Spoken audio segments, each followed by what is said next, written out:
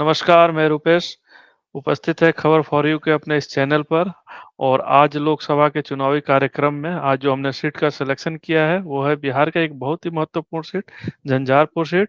और इसके बारे में जानकारी देंगे डिटेल में राजेश जी। नमस्कार रुपेश जी और बहुत-बहुत आभार इस विषय पर चर्चा रखने के लिए। झंझारपुर लोकसभा सीट बहुत ही हॉट सीट है। जिस प्रकार से पूर्णिया का सीट था बिहार में आपको ध्यान में होगा, तो पूर्णिया के जैसा ही झंझारपुर का सीट हॉट बन गया है। तेजस्वी यादव की प्रतिष्ठा यहाँ दांव पे लगी हुई है। जिस प्रकार से पूर्णिया में पप्पू यादव आपको ध्यान में होंगे, बागी हो गए थे और निर्दलीय चुनाव लड़ गए थे। उसी प्रकार से यहाँ पर तेजस्वी यादव, लालू यादव के करीबी गुलाब यादव हाथी पर सवार जी। होकर चल दिए हैं। तो ये हाथी पर सवार होना इस सीट के लिए खतरनाक साबित हो रहा है महागठबंधन के लिए। तो अभी वर्तमान में यहाँ पर एनडीए का आपके हिसाब से आकलन क्या है? क्या परिस्थिति बन रही है एनडीए के लिए? एनडीए की अगर बात करें तो एनडीए का जो कैंडिडेट है यहाँ से रामप्रीत मंडल है। दोबारा से जदयू ने उन पर विश्वास किया है और सबसे जो मुश्किल वक्त उनके लिए है वो ये है कि आम जनता में नाराजगी है उनके प्रति, असंतोष है। पिछले 5 साल के कार्यकाल से जनता में कहीं भी पॉजिटिव रिस्पांस नजर नहीं आ रहा है। नली गली, सोलर लाइट, इस तरह की तमाम चीजें, मस्जिद में कुछ सुविधा दे दिया, मंदिर में लाइट लगवा दिया, इस तरह की बातें तो वो खूब बता रहे हैं। लेकिन कहीं जी, भी जी। कोई सा हाईवे वगैरह की बात या किसी भी प्रकार का फ्लाईओवर की बात हो गया या कोई विशेष विद्यालय बनवा दिया हो या अस्पताल बनवा दिया हो, केंद्रीय विद्यालय के लिए प्रयास किया हो, ऐसी कोई भी बड़ी बात उनके तरफ से नजर नहीं आ रही है, जिसके कारण से जनता में असंतोष है। दूसरा असंतोष का कारण एक है कि उनसे मिलने के लिए भी लोगों के लिए मुश्किल होता है। आसानी से लोग जी, मिल नहीं पाते हैं, क्षेत्र में उनकी उपस्थिति कम रही। इसके अलावा उनके लिए और मुश्किल की बात अगर मैं बताऊँ, तो बीजेपी इनडायरेक्ट रूप से कहा जा रहा है कि वीआईपी के समर्थन में है, जो कोर वोटर जी। है। रामप्रीत मंडल से बीजेपी भी नहीं खुश है, क्योंकि पहले बीजेपी का ये सिटिंग सीट रहा था।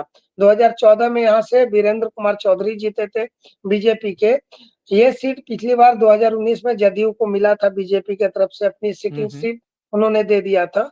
तो बीजेपी का भी वोट वीआईपी को जा सकता है, क्योंकि नीतीश कुमार पलटी मार सकते हैं, लेकिन बीजेपी ये वीआईपी है। को तोड़ के अपने साथ मिला सकता है।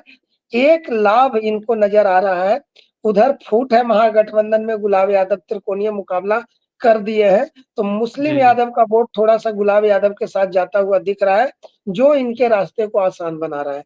वर्तमान में यहाँ पर जो महागठबंधन है, इंडी अलायंस है, तो अभी हम क्या कह सकते हैं कि ये किधर की तरफ अभी का हवा बह रहा है झंझारपुर में? देखिए, मैंने आपको पहले बताया कि गुलाब यादव के त्रिकोणीय मुकाबला कर देने से यहाँ की स्थिति अलग हो गई है। सुमन कुमार महासेठ पर महागठबंधन ने विश्वास किया है, विकासशील इंसान पार्टी को ये सीट गई है महागठबंधन की तरफ से। पहले गुलाब यादव का नाम घोषित हुआ था, उनको शायद सिंबल भी दे दिया गया था। बाद में ये सीट जी, जी। वीआईपी को मिला महागठबंधन के तहत, तो उन्होंने सुमन कुमार महासेठ को उतारा है। सुमन कुमार महासेठ भाजपा से 6 साल के लिए एमएलसी रहे हैं। आरएसएस का कैडर होने का उन पर आरोप लगता है, तो मुस्लिम वोटर का खिसकने का आसार लगाया जा रहा है। गुलाब यादव की तरफ मुड़ने का मुस्लिम वोटरों का अंदाजा लग रहा है।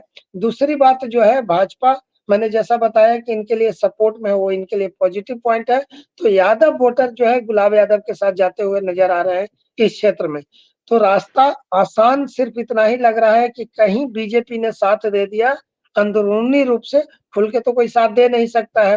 तो अंदरूनी अगर मामला सेट बैठता है तो लाभ भी हो सकता है, लेकिन त्रिकोणीय मुकाबला में यहाँ पे एनडीए ज़्यादा मजबूत नज़र आ रहा है।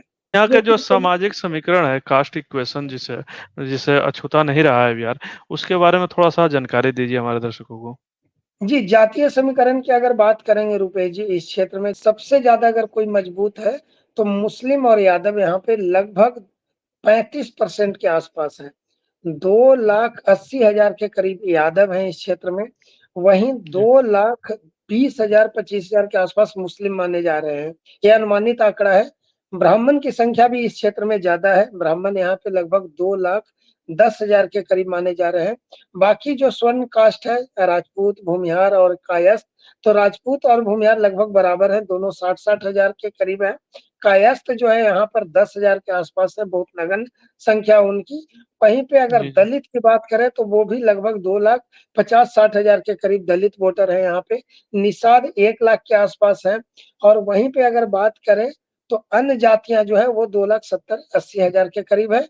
कोयरी कुशवाहा का जो वोट कहा जाता है, कुर्मी कुशवाहा का वोट, वो भी यहाँ पे 60 हज़ार के आसपास है। तो जातीय समीकरण में महागठबंधन ज़्यादा मजबूत होता अगर त्रिकोणीय मुकाबला नहीं नहीं होता। होता। लेकिन त्रिकोणीय जी। मुकाबला होने के बाद वोट बँट गया, तो एनडीए ज़्यादा मजबूत नज़र आ रहा है। यहाँ जो त्रिकोणीय मुकाबला है उसमें गुलाब यादव एक बड़ा चेहरा है। गुलाब यादव को यादव का वोट मिल सकता है, गुलाब यादव को मुस्लिम का वोट मिल सकता है, जैसा मैंने पहले आपको बतलाया। इसके अलावा बसपा से वो हैं, तो दलित का भी वोट उनको जाता हुआ दिख रहा है। इसके अलावा और भी गुलाब यादव के फ़ेवर में जो चीज़ें हैं, उनकी पत्नी यहाँ से एमएलसी हैं और राजद ने टिकट नहीं दिया था उनको, निर्दलीय लड़ी थी और जीत गई थी। उनकी बेटी जो है यहाँ से जिला परिषद की अध्यक्ष हैं। तो ये सारी चीज़ें गुलाब यादव को इस क्षेत्र में मजबूत बनाता है। इसके अलावा एक और यहाँ का रोचक तथ्य है, जो चर्चा में नहीं आया, पहले हम लोगों ने चर्चा नहीं किया है, देवेंद्र यादव। देवेंद्र यादव इस क्षेत्र से 5 बार सांसद रहे हैं, केंद्रीय मंत्री रहे हैं देवगौड़ा सरकार में और देवेंद्र यादव इस बार बागी हैं। वो कहीं न कहीं महागठबंधन के विरोध में है, तो हो सकता है अभी तो वो नोटा को बता रहे हैं कि नोटा को वोट करिए, लेकिन तेजस्वी से खार खाए हुए हैं, तो हो सकता है वो गुलाब यादव को सपोर्ट कर दें। राजेश जी, मैं आपसे 2014 और 2019 के आंकड़ों के बारे में थोड़ी-सी जानकारी लेना चाहूँगा, झंझारपुर सीट के बारे में। रुपेश जी, अगर 2019 के आंकड़ों की बात करें तो 2019 में रामप्रीत मंडल जो यहाँ से जीते थे, जदयू के कैंडिडेट थे, उनको 6,02,391 वोट मिले थे। वहीं पर बात करें तो जो प्रतिद्वंदी थे गुलाब यादव, वो उस समय आरजेडी के कैंडिडेट थे और उनको मिला था 2,79,440 वोट। तीसरे स्थान पर यहाँ पर निर्दलीय कैंडिडेट थे और चौथे स्थान पर देवेंद्र प्रसाद यादव खुद की पार्टी से लड़े थे, उन्होंने खुद की पार्टी बना ली थी, उनको 25,000 के आसपास वोट मिले थे। हार-जीत का जो अंतर रहा था वो 3,22,000 के आसपास का वोट रहा था।